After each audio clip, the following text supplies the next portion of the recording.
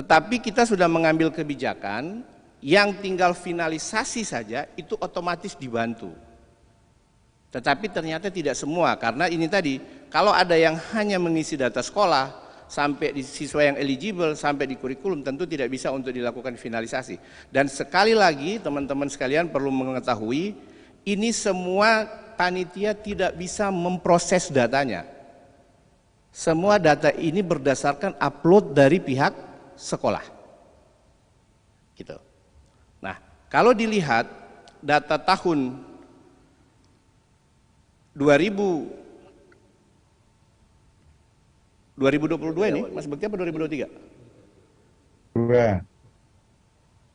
Ini yang 2023, Pak. 2022, 2023 dibandingkan. Data di 2022 kita itu nutup itu pada finalisasi sekolah itu 22.287 dengan siswa yang eligible itu 847.000. Hari ini itu siswa yang eligible sebenarnya udah melebihi dari tahun 2022. Akan tetapi kalau kita melihat bahwasanya finalisasi yang ada terlihat bahwasanya siswa yang eligible, kemudian siswa dengan nilai lengkap hingga siswa dengan nilai terfinalisasi itu memang ada perbedaan. Dan ini memang proses yang harus dilewati. Akibat dari dampak sekolah yang tidak bisa melakukan penyelesaian pengisian PDSS, maka otomatis siswa tidak bisa mendaftar SNBP.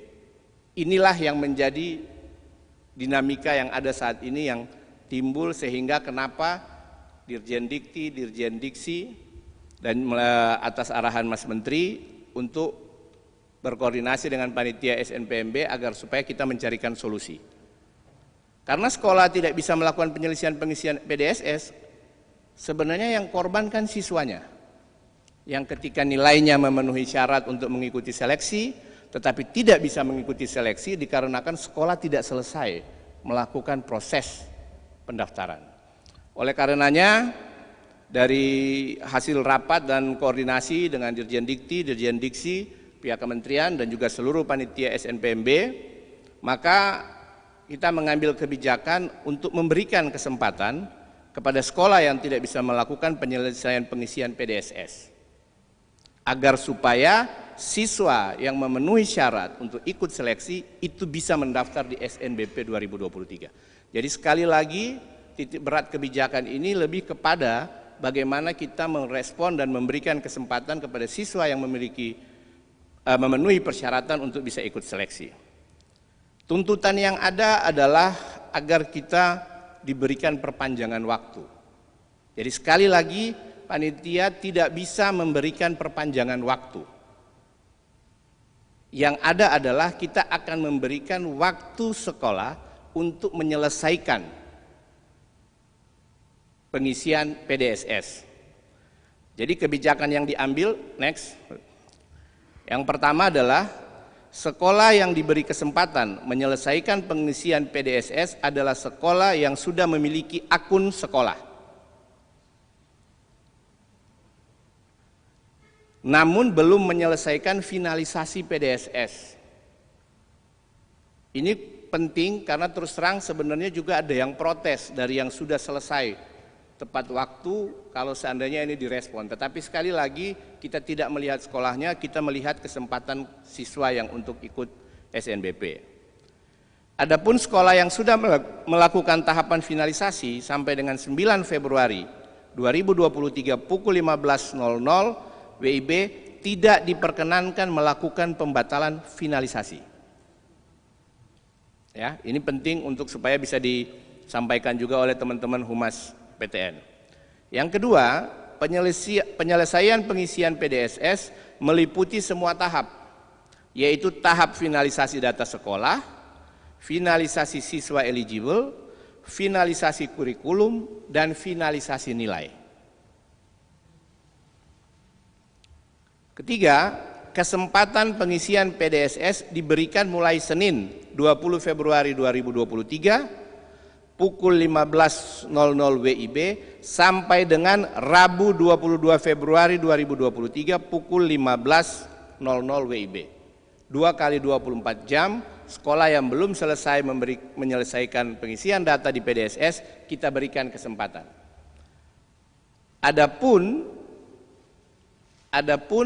siswa yang sudah memasuki tahapan proses pendaftaran sampai dengan 28 Februari, itu tetap berjalan. Jadi tidak dihentikan, itu tetap berjalan, tetapi di sisi lain kita memberikan kesempatan untuk sekolah-sekolah yang belum selesai untuk bisa menyelesaikan.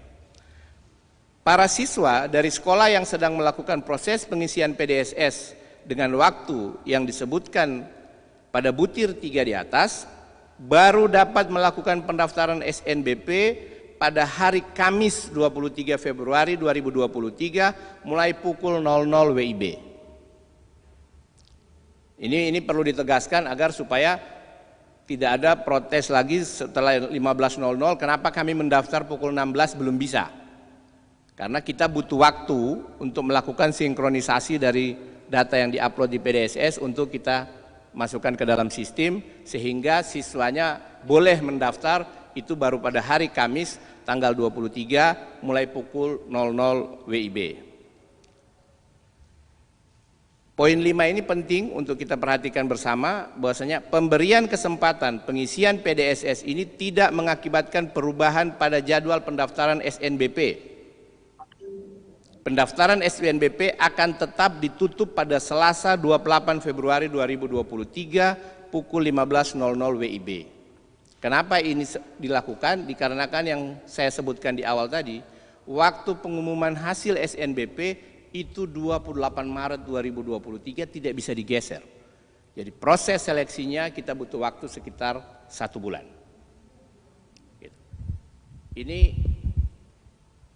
menjadi penting untuk menjadi perhatian kita semua, karena perlu saya sampaikan Pak Dirjen, Bu Dirjen, teman-teman sekalian, pagi ini saja saya baru menerima WA.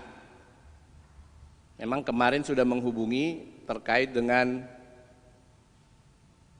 pihak